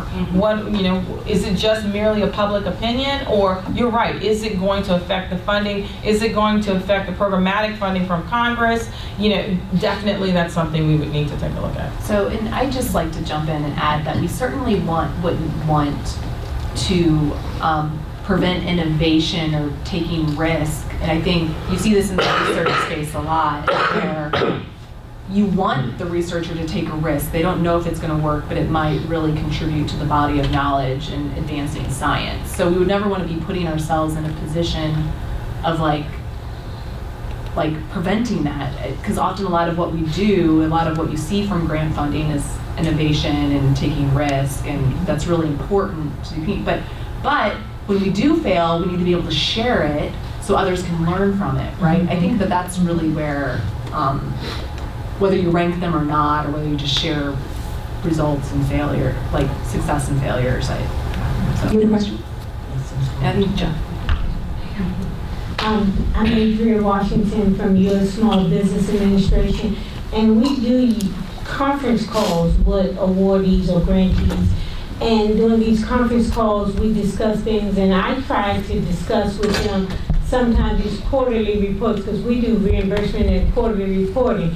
And if one of our awardees can get this perfect or get this moved on to our grants office and to our financial, I kind of throw that out as an accolade that Rhode Island did wonderfully, so that the other awardees can try to beat Rhode Island out of doing wonderfully and getting these accolades. And even if we did a conference and we gave awards out for whoever had the highest ROI or whatever the case, just try to get people fun and engaged so that they can try to outdo somebody, and then I get perfect reports from doing that. And even in competitions, because we do competitions, and as far as showing ranking, you do have to rank sometimes risk assessment, return on investments, utilization, in order to rank these applications and get points. So I guess it would factor in what your program ultimate goal is. Right, so we certainly rank. Oh my. I was just saying, yes, you're right. We certainly rank during the competitive merit review process, for sure. Yes. I do want to make a question over here, and I came in late, so I apologize. You may have already covered it. We at the Department of Education work a lot with grantees and get their perceptions on what our delivery of services might be through the grantee satisfaction survey. I don't know if you touched on that, but there are a lot of elements in that survey that interact very nicely with that. And I think that it would be a good source for you, for those agencies that do participate in that survey. We've been working on it for about 10 years now. And we have data that we can then get from our grantees on the use of technology, on the preparation of documents and the perception, on how we put together our notices, and the technical assistance that we give them. It's a range of interactions. Even the indirect cost group in the agency gets feedback from grantees on the length of time that it takes for us to respond to the indirect cost rate and the documentation. So there's a range of elements in that I think would interact nicely with that I think would support the kinds of things you're looking at. The other thing I want to say before I go on is in terms of asking grantees now, we don't want to ask them anything anymore, but we're having to implement IPERIA. And so we are now working with our grantees, specifically wanting to find out, why they have post refunds and the reason for refunds, looking at payment integrity, the improper payment issues, and that's another avenue that we're now rolling out with the department. Let me interject for just a moment.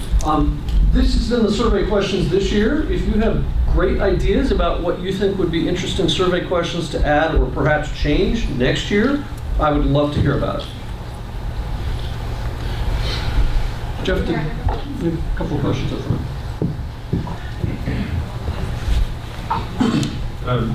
Everybody kind of touched on what I was going to say. So, but grant making in essence is cooperative federalism. It's the government is supposed to be creating strategic plans for where they see a direction, and then the local governments we depend on, or the local NGOs or universities, to then implement those plans because they know best how to implement those programs within their areas. But there's the one thing that I keep thinking of with this performance is that the government is constantly debating between predictability and innovation. And the more that we rank performance and not look at the evaluation of the programs, the less we move away from innovative grant making. And I think we're with the standardization, we're sort of moving towards that point where we're predicting what our expectations are and not allowing for those quick fails and resolution of those areas. There is a lot of areas of improvement. Andrea talks a lot about AI, and I think that's an area that we need to really look at to remove that so that the government gets back focused on the strategic goaling and not necessarily the financial performance of our grantees. I saw an interesting article today about Tesla, and where they were talking about these automated cars and how we're right now in a strange stage where people believe the technology is taking care of it, and we become we don't. People that are driving thinking the car is self-automated, and it's not at that point yet. And so there still needs that manual intervention. We still need to be thinking about the strategic approaches. And that's where I think we need to go with our grant making at the present time, is that we need to be aware that there's technology, there's availability. I'm glad we mentioned risk assessment. I think the sharing of single audits is absolutely essential. But it's also training our workforce to understand what a single audit means, both on the grantee side and on the government side. What does a significant weakness mean? What does a material weakness or significant deficiency mean? And what does that actual finding mean to? And how do we share the audit resolution amongst all of us? There's so much data that we don't share amongst us and our programs. And we also need to be thinking about in the future of ecosystem grant making, where you have programs across all departments. HHS has programs within the urban areas. Education has programs in that same area. HUD has programs in that area. Justice has programs, but we don't look at how is that all interacting together and how can we improve efficiencies there. So the future state that Andrea dreams of is that those will all speak to each other, and we can actually affect the community and the beneficiaries of those communities instead of just focusing on the specific programs. That may require legislative change and drive, but I think we are on the right step for that. What, can I respond, Jeff? We have the Department of Health in Rhode Island is trying to do exactly what you're suggesting. They call them health equity zones, and they're focusing on communities, and they're trying to blend money from various sources, federal grants, and let the community say, this is how we can really improve our community. This is what we need to do. And it is so hard for them. And we're trying to fit it into the grant system. It's administratively very, very difficult, because while they have that vision, they are still accountable for every single grant award, and they still have to report those individually. So we have to be able to roll it up for them so they can talk about the great things they're doing with the health equity zones, but then we have to break it down in order to report all these individual requirements. They're really pushing really hard to get it done, and I really admire the work that they're doing, but we could use support from the federal government on that. Yeah. I think we'd be really interested to hear more about that program. We have one more question. It was more a comment. Alton King with the Department of Justice. It was about the ranking. We work together. When I was reading what it was asking, encourage your grantees to use data to improve performance, it made me think when I was at SAMHSA, when I went on a site visit to New Orleans, and in working with the grantee, I suggested that, why don't you utilize geospatial mapping? And here's the community that you serve, happens to be in the Treme, birthplace of jazz, if you didn't know.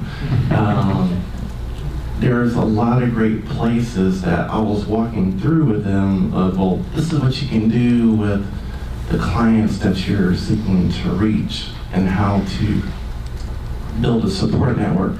So it was really more on what it is they're collecting, or even the environment that they're in. How can they use what's already being readily collected? And then there were other data sets that I suggested that was readily available. So to me, that's what I think the focus should be on how data is used, not the ranking, because I can see ranking could be used to cut out communities that aren't being well served, like hard to reach populations in HIV. Men of color, men who have sex with men, transgender community. So it's something we should definitely, if ranking is something that we want to pursue, have to be very thoughtful of the many nuances and avenues that have to be considered. So maybe, Shelley, what we should do is have some better education on what data sets are actually available to the grant managers. I wanted to bring all three of their comments together where I said I had a question for you and we all kind of segued. And Jeff brought up training. Is a lot of it is, what my question to you was, your conference calls, are they required or optional? Yeah, optional, but encouraged, strongly encouraged. Because I forgot which of the gentlemen, one of you, you just brought up site visits. Is some people, I brought up earlier communication, and I keep saying, the recipients or grantees are saying they don't talk to us until they come to a site visit, and nobody wants that site visit. And so I loved hearing you well, that's why I asked if you required calls, because it all falls back on the training and where are we getting this information. And it's your uniform guidance. When I say to people, it's not guidance, it's law. And yeah, they strongly encourage because of the fact that everybody is at money constraints and you don't have money to do site visits. So the way to get the training out is via telephone communication. And they encourage to send emails anytime they have a question. But if it's something that we think that everybody can benefit from, we'll set up a conference call. So this is a great segue to the next topic. And again, this was just identified because this had some of the lowest scores in the entire survey. And so the question was, how do you get feedback or give feedback? One of the thoughts in constructing the survey was, well, perhaps many agencies face budget constraints, can't do as many site visits. Maybe they use Skype, like I do with my daughter in college. And the answer is no, they don't. And so the question I had was kind of, how should interactions happen in a way that will not just be kind of compliance oriented and treating the whole world en masse, but actually providing some valuable exchange of information, ideas back and forth. Shelley and Andrea, I think perhaps you're in the right positions to be able to answer this. Okay. So, as is mentioned, with regard to how we communicate with grantees that are already funded, usually they're telephone calls, they are emails back and forth. In some situations, don't cringe, but yeah, there are still faxes going back and forth. I swear I've seen it.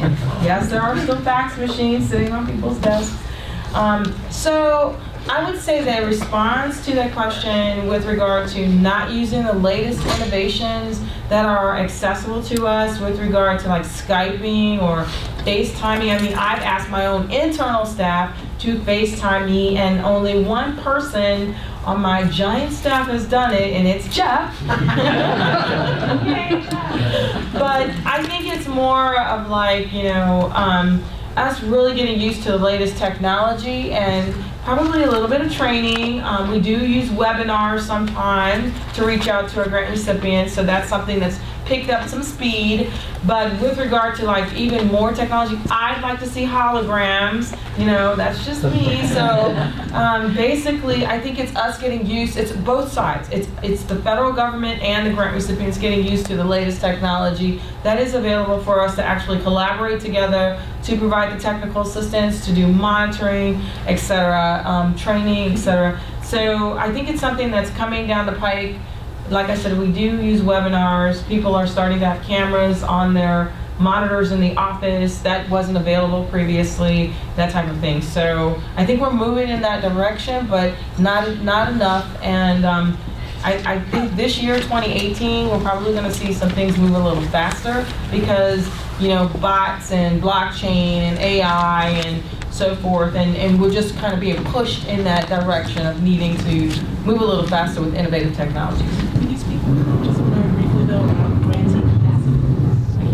Grantee capacity for these things. That was a different set of questions. Okay, that's a so the question is grantee capacity to actually use the innovative technology. Do they have access to it? Do they have the funding available to actually, enhance and scope up to having those technologies? And I would say that some of the smaller grant recipients may not have the funding available to them just yet. And I say that because there is a big push now for innovative technologies. We can have it on our side. If we don't provide it in some way to the grant recipients, then it'll be a one-way situation. We won't get the biggest bang for our buck, if you will.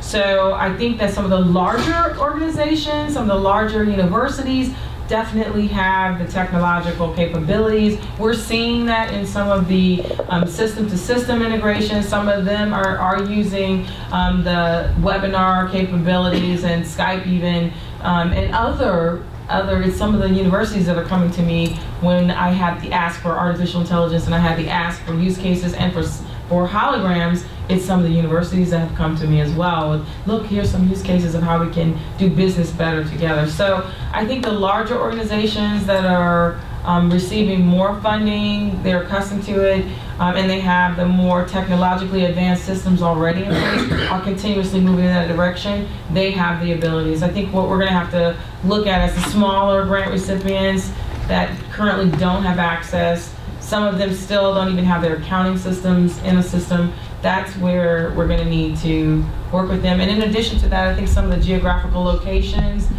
don't provide the proper connectivity for higher level technology, so we'll have to continue to work on that as well. I think, oh, go ahead. You have a question behind you. I was just going to say that, Mark Lane from DOJ, that we even as an agency don't have that perfected, right? Or as a government, you know, why does OJP use a different video conferencing solution than Main Justice? Whoops. I mean, and, you know, so internally we don't have it, and certainly I don't see why we wouldn't have it as a federal entity across all agencies, and then we could just share that and share that technology with all recipients, right? So we all have one exchange, you know, one great way to communicate across all participants, instead of forcing people to go out and try to implement something that may not even be compatible with their, you know, partners. I just like to jump in. I think a lot of what you're seeing too, like the incompatibility across federal agencies, is like frequently I don't have access to cybersecurity concerns of me working at the executive office of the president, that I can't get access to a lot of the same webinars or. So I think a lot of it's cybersecurity as well. It depends on like the type of work that you're doing. Maybe you have to go to a specific training room to get access to that, maybe not your own computer. But you're absolutely right. I think like what you just said in the spirit of shared services, it seems to make sense. Like we should have a shared solution when it comes to video conferencing, for instance, that has all the cybersecurity stuff taken care of and all that. So there's definitely opportunities. Thinking outside the box, we ended up setting up, you're part of this, we set up a social community, 2 months ago, and interesting, it's a community where you can ask questions. Who has been through this before? Who has a template? I've never prepared for a single audit. You participated both sides. When we went through a month later our transition into we're real and we were on our own, the guy that our rep basically said, out of anybody who's ever used this system, we had the most activity within 1 month. And I said, that's our industry, of people have no one to go to ask these questions, to filter this information. And sometimes it's that I asked you how you hold these conference calls, is people don't know where to go to get this information. And it really falls more on the grantee side, is they're these one-man show and they got thrown into grants, and where are you learning this from? I said last night, who said when I grow up I want to be a grants manager? Is no one knows where to go to get this information, and they want to talk to you. And so it's part of thinking outside the box how you all can talk together. Shelley, would you be so kind either now or perhaps we can email it out afterwards to share with people how they can join this community and kind of access the posts and the board? There's information in the back of your folders, but yes, I would talk to you about that. And it's all about activity, and it's realizing there's a lot of people out there like you who don't know. And I would echo the earlier comment that you have to be flexible with the subrecipient, the recipient and the subrecipient community. Jeff and I just had this conversation a month or so ago. Not in the state of Rhode Island, not all of our computers have cameras. They don't buy computers with cameras, right? We can't access YouTube from our state computers. It is blocked, these are some of the realities that we have to deal with, and we have to find ways to work around them. And as you work with the states and with some recipients, you have to keep that in mind. It's very important. We need a bunch of tools in our toolbox. I think if any industry can figure out how to work around things, it's the nonprofit community. We have a question? Yes, my name is Sam Ramadurani. I'm representing Grant Solutions, also as well as the Grant Solutions Center of Excellence with Administration of Children and Family. So one of the things that I continue to kind of hear and pick up on is the grantees not feeling confident, or there's a little bit of uncertainty. And one of the things that we just touched on is the technology and how we want to move towards artificial intelligence and streamlining these things. But we also don't want to do a ranking list that would call out particular grantees. Now, if grantees don't have certain technology, wouldn't that limit the programmatic goals in some cases? And would that necessarily need to be exposed, and not necessarily a particular grantee, but hey, in order to meet our goals for the federal government, we need this type of technology for us to be able to achieve these types of things. And just, I don't agree with calling out the grantees. I think it's more of a lessons learned type of activity where, hey, these are the things that we see in the most successful grantees because they have this type of technology. And this is the type of vision that we want to see from the federal government. So I kind of wanted to hear some of the perspective and hear what you guys have to say. So I will speak to, having been in this field for 29 years. Basically, I have seen some programmatic offices actually write in the terms and conditions of the grant that, and they have provided funding in the grant to actually enhance technology, because there's going to need to be something as far as reporting or something required in order to get the project completed effectively. So there are times when programmatically it's actually required. Sometimes it happens in state grant programs where they'll provide a certain amount of funding for automation across the state in order to implement a particular program. So it kind of depends on the actual program and the program office, and as to whether the funding has been provided in that way through the actual grant project. I think that with regard to looking overarchingly at enhancing everybody's technological capabilities across the board, that's a discussion that needs to be had. I mean, we're just now getting across the board for federal agencies. There was just a law passed that said we need to enhance our technology in the federal side. So now we're getting that straight on the federal space.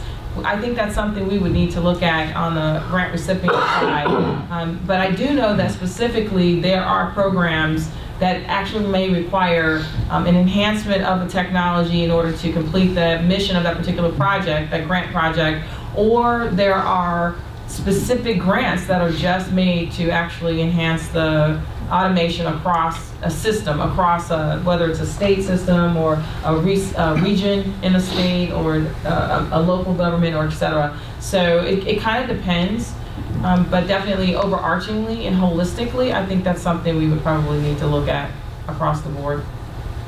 Let me make a brief plug and then switch gears. The plug is, if you didn't pick up a packet, please do, because in the back, for example, Shelly and the National Grants Management Association have some contact information that will allow you to help find that kind of online community. And as well, they're actually, one of my colleagues in the room, Slebrch, wrote an article that suggested some concepts for kind of a single post-award reporting portal for grants that kind of would parallel grants.gov for the kind of the pre-award application process. So there are a variety of things in there that if you didn't pick one up, you might be interested in. But let's switch gears. And one of the things that we thought was really positive was that a significant proportion, again, and a pretty stable proportion of grant managers responding to the survey thought that their organization is equipped to successfully meet mission. And so the question I have here is, seems great. How can we leverage this? Are there things that we should do to kind of take some of the successes that grant managers feel and kind of extrapolate them to programs, or perhaps even other government communities that are maybe more challenged? So Jeff, I think you had me hoping that I would speak to this one. So one, I'm not surprised, right? Like I think as you can hear from the discussion today and like just enthusiasm of the grants community, it's like I have the privilege every day of working with the grants management community that is so dedicated to their mission, and it really drives them, and they're extremely passionate about it. Let me tell you how passionate they are about it. So I'd say like, let's leverage that enthusiasm, and also the way the agencies are structured. So it's also not surprising because the way agencies are structured is they are very structured to be mission focused. So you have grants managers who are assigned to a certain programmatic area or a certain office, and they are very driven to accomplishing the mission of that particular program or agency or portfolio of programs. I'd say let's leverage it to let's think beyond just that specific portfolio of programs or that specific program or that individual grant, and tackle a lot of the problems that we just discussed today, where how there's a need to actually across the community do better data standardization, for instance, and let's recognize that that's actually part of your mission success. Like, I think some of the challenges we've had in the past regarding the community is like anytime we try to make a government-wide change or standardization is that people get very hung up in, well, that's not what my program requires, or that's not what my program needs. It's like, no, that is what your program needs. And I think it's just what we discussed today is like, in fact, if you can leverage what HUD is funding and HHS is funding in the same community, a lot of what you said about the health, about what you all are trying to do in Rhode Island with the Department of Health, like, it will enhance your programmatic mission if you do a better job of data standardization, streamlining the reporting, all the things that we were talking about today, because these things feed off of one another. It's not the case that an individual who needs help or is homeless is only touching one federal wording agency, actually. There's many federal wording agencies that are helping, and I think we just need to challenge, take this mission focus and realize that our mission is actually broader, and like, let's leverage that enthusiasm and start the broader work of data standardization. Where we're having those tough conversations about what this program needs for their data element, or this program needs. Let's think back. Okay, wait a minute. Let's remember that recipients, although an individual grants manager in the agency may be focused on a very specific program or portfolio programs, a recipient is receiving funding in many cases from several federal awarding agencies, and is extremely burdensome for them and frustrating to them that they report very similar information to different funders, or even to the same agency, they often report this very similar information. So let's take that enthusiasm and that dedication to the mission and really do a lot of what we were just discussing today. I think that's what the opportunity is. So. Okay. That's my plug. Thank you. Yeah. And you've disclosed my scheme, which is to make sure that I'm deeply insecure, and I want to make sure there's someone available to answer each question. So, in fact, there has been a little bit of pre-planning. So the next question is kind of around grants technology, and the things that we thought were interesting here were that actually states are a little more happy with their technology, both access to it and as well their ability to use it. But what I thought would be interesting is that since Laurie and Rhode Island have recently made a decision, hey, we need new technology, I thought it would be useful to hear, why and what are your kind of great hopes for it? And we've had some discussion around technology already, so anything you want to add? Okay, why? I think that we have 30 agencies who are managing 2,000 grants, and they're managing them on spreadsheets. And they're managing them in a very different way. If you look at one spreadsheet, you've seen one spreadsheet. And sometimes even within a program, the finance person and the program person have two different spreadsheets. And so we had that spreadsheet-driven system. We only have 3 agencies who have grant systems. Our Department of Transportation, which I think most state Department of Transportations have grant systems because FHWA, in their wisdom years ago, financed states to develop grant systems.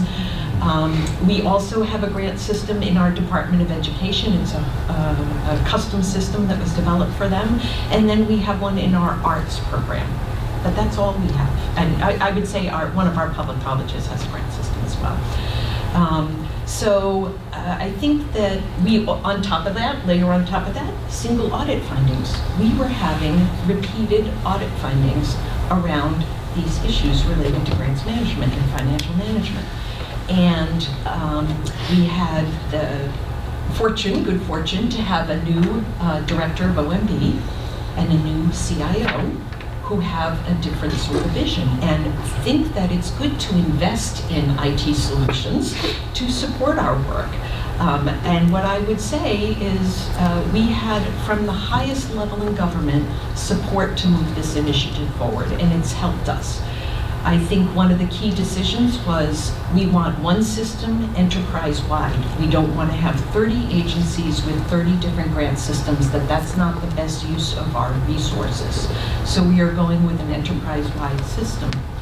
I would love to be able to tell you that people are happy, but we're not there yet.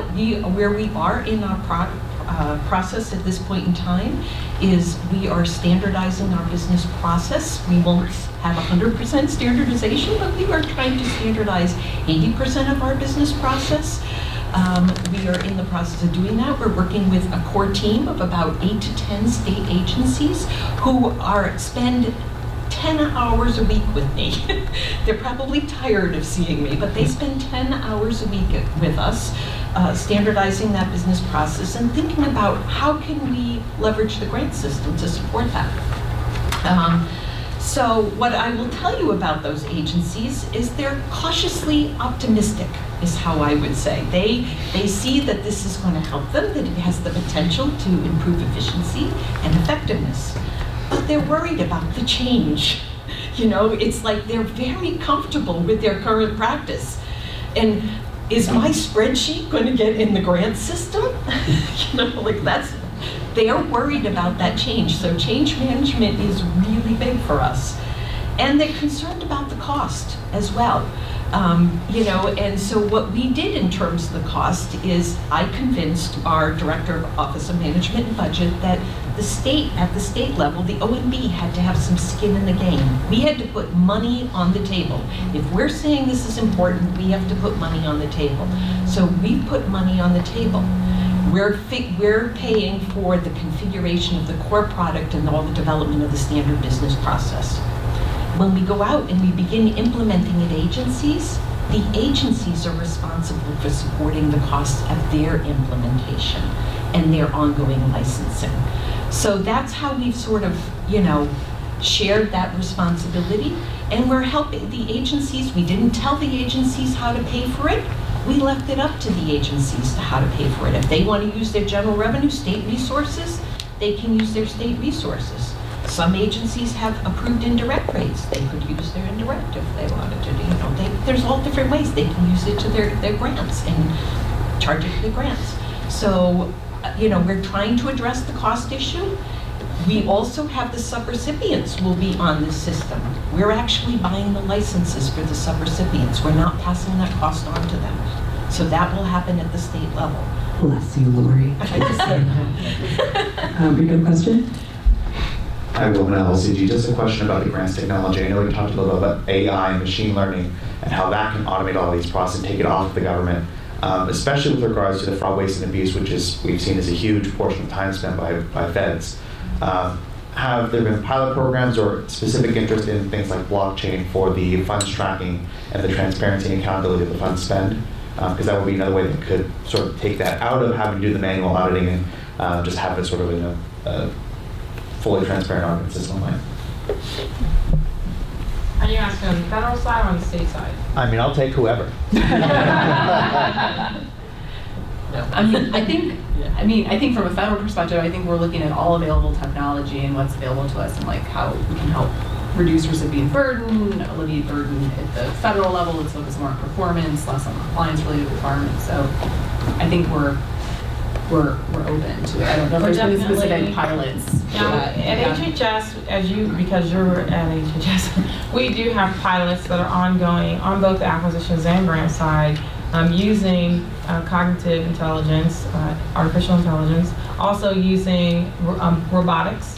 And we're currently also looking at some of the blockchain, especially in the acquisition environment. So basically, yes, we are looking in the federal space at the new innovations. And again, I mentioned that I'm looking at other things as well with regard to like holograms and other nice little nuances there. It's really awesome.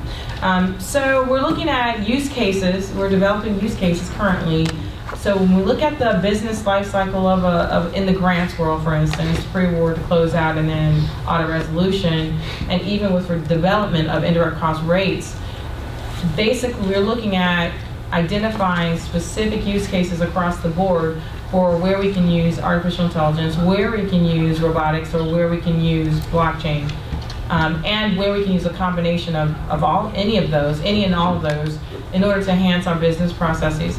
I think one of the things you noted, Laurie, as you were talking, is one of the challenges we have as we move into whether we, any type of a system environment, or whether we innovate into a higher level system environment, is not to take the manual process as is and just dump it into the system. It's encompassing upon us to look in a method like Lean Six Sigma, where we actually look at the business process, decide where we can streamline it, decide where we can eliminate parts of the process, and then as we're looking for that, look to see where we can actually innovate as well.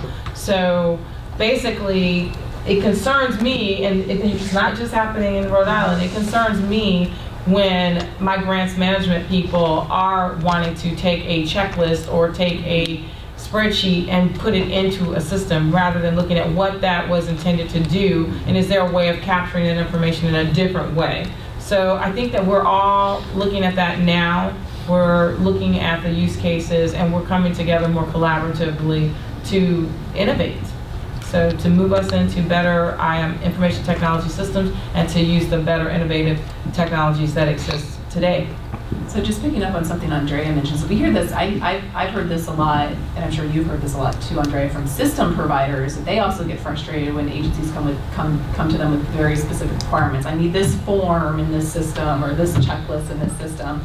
Instead, we should be building our requirements. I even hate to say the word almost, but like what the outcomes are that we want associated with that system. Let's not assume that the way we do business now has to be in that system. And that's where we also kind of run into this trouble with customization and everyone needing their own specific customized system.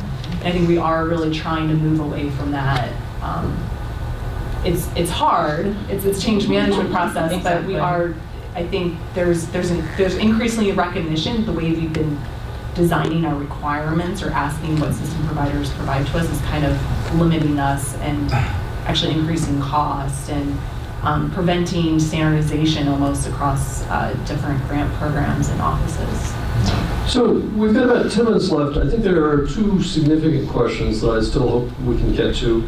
The next one is kind of the biggest challenges noted by people in the survey. We're given a choice of 3 menu items off an option, and they can type in their own.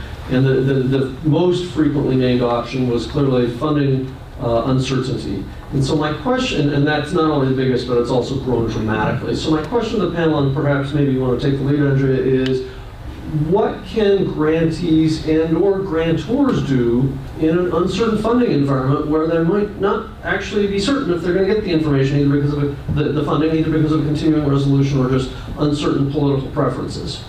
So all of us follow, whether it's through the news or internal agency communications or internal agency communications on the grant recipient side. We all follow what's going on with the funding in Congress and so forth. So first and foremost, for a grant, the basic thing is you have to have an authorizing statute and you have to have appropriations. We can't spend any money. So when you're looking to see whether you want to apply for a grant or you're looking to see if there's a pot of money available for the particular grant project that you want to do, one of the things I always recommend is that you continuously look at the catalog of federal domestic assistance to see what the programs are that normally are funded through the federal government. We don't know, if that particular program is going to get funding in a particular year, but what you can do, you can get that the programmatic contact information from that catalog of federal domestic assistance, the CFDA, and you can contact them. You can contact that program office and say, hey, what does the funding prospect look like for this particular fiscal year? Or if you're pre-planning, what do you think it looks like for the following fiscal year? We have to prepare our budget requests 2 years ahead. So the programmatic office can probably give you a little bit of insight. Again, we don't have that magic crystal ball. We don't know what's going to occur. But we can give you a little bit of insight as to whether you should move forward in the direction of planning and preparing an application package to respond to a particular program once the funding does happen in the federal government side.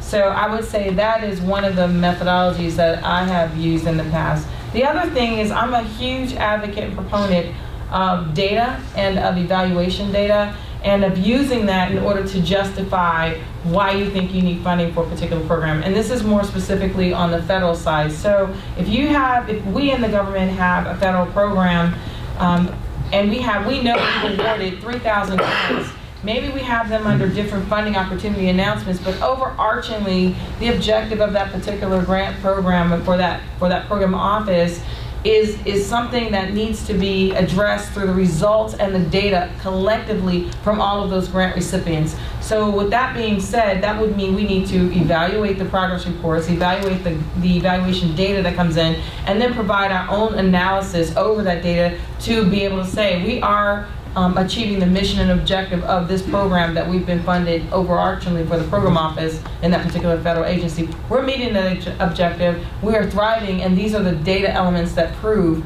that we are doing what we said we can do, or that we are even exceeding whatever the mission is.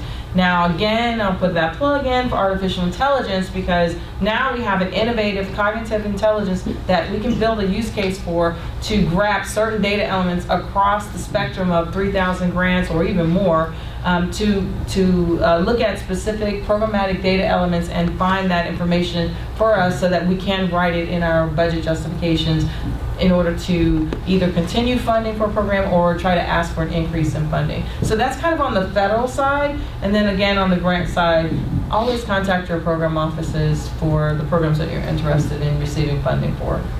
So there's a diverse audience here. Anybody else have suggestions about how the grant managers, whether it be grantor or grantee, can better accommodate or adapt to funding uncertainty? So, Jeff, I would just like to jump in. I think grant funding is always subject to the availability of appropriations, as Andrea explained. So I'm not really, I think anytime there's a change in administration, perhaps maybe there's just uncertainty in general. But I don't see how this environment is necessarily different than any other prior year environment, because Congress, it's always subject to the availability of appropriations. So that's just one just general comment, but. Although, I mean, in fairness, I think this also reflects the fact that there were at least 2 executive orders that went directly to, we want to change programs dramatically, we want to bring programs together. So, I mean, I think in fairness, this does reflect a reality in the environment that people just don't know what the outcomes of it are going to be. We're still waiting, frankly, to see that through the FY 2018 budget process. So, this is only the second year the survey's been done. The only way to understand whether this reflects transition and transition only or something else is to see what happens over the next few years. So I'll start. Hi, Sam Ramadarani, again representing Grant Solutions Center of Excellence and ACF. So with the funding uncertainty and susceptibility to politics, and it kind of seems like it happens pretty often, are we looking at the programmatic goals and adjusting them based on, hey, we may not get all this funding, are the goals actually realistic for grantees to achieve, or are we just saying, hey, it's kind of okay that it's uncertain, it kind of happens every year? I don't think we've had the opportunity to kind of take a step back and say, okay, with the uncertainty, are these goals realistic for what we've kind of aligned, and does that actually impact the ranking for the grantees and things of that nature? So I can tell you I have seen the program offices on a daily basis, because we have to do this constantly, where they are looking at, are the goals and objectives of that particular programmatic office, are they realistic? As I said before, there are statutes that require certain things that in the program that must be met.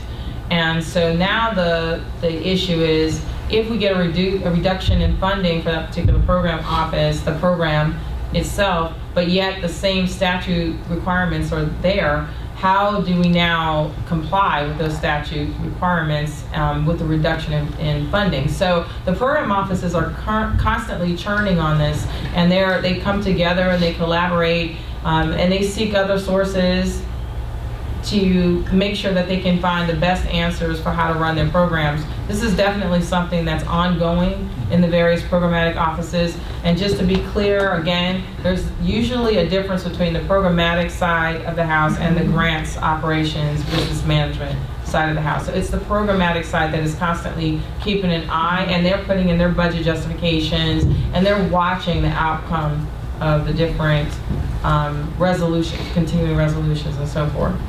And then just one more follow-up.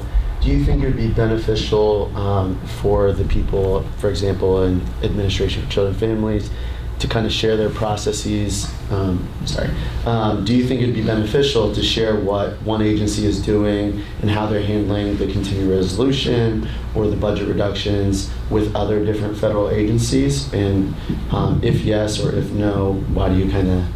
I think it's always good to do benchmarking and see lessons learned and to share collaboratively, how one agency is faring in the particular budget situation versus how another agency is, or how they're coping with it, or what things they're doing. If they have a reduction in cost, how did they handle it? What innovative ways did they put in place in order to handle the reduction, so forth. So I think it's always a good idea for us to share and collaborate together.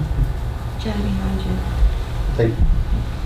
I think another factor is the timing with which the announcements are posted and the time that the grantee has to write the proposal.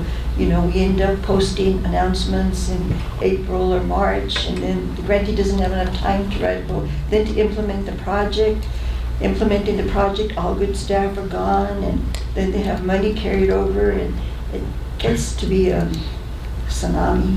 So I think that's one area where I think agencies should really do a good, because it's not the case. I can't remember the last year that we have not been under a continuing resolution, right? So this is not we become kind of accustomed to continuing resolutions, and I've heard the backup of workload issue that you just articulated.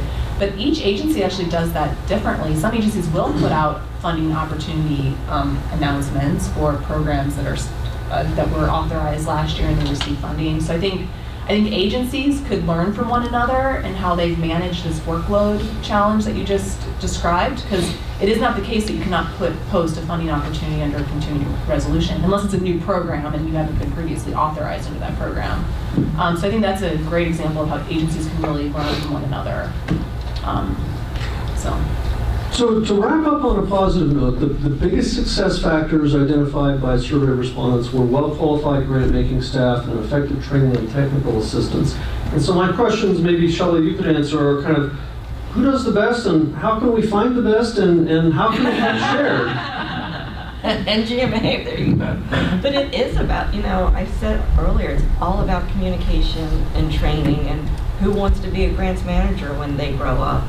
And it's just goes back to thinking that outside the box of on both sides is how, as you as feds or you as a recipient, can make sure that you're in the know. And part of it is getting involved. And I'll use, and if I can plug NGMA to say, we put this information out there. We work closely with OMB. We work with GAO.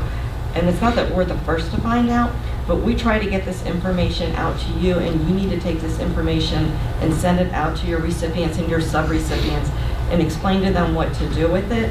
We're the ones that try to take it to that deeper level, and it's asking. Okay, let me ask one last question of Bailey. Were there any online questions that came in from the Livestream audience? They were not online, but we had a study audience of about 39. Okay. All right, well with that, any last questions from the audience here in the room? All right, well please join me in thanking our panelists. I thought it was a terrific discussion, very interesting. And I appreciate your time and all of your commitment to grant making and achieving the federal mission purposes.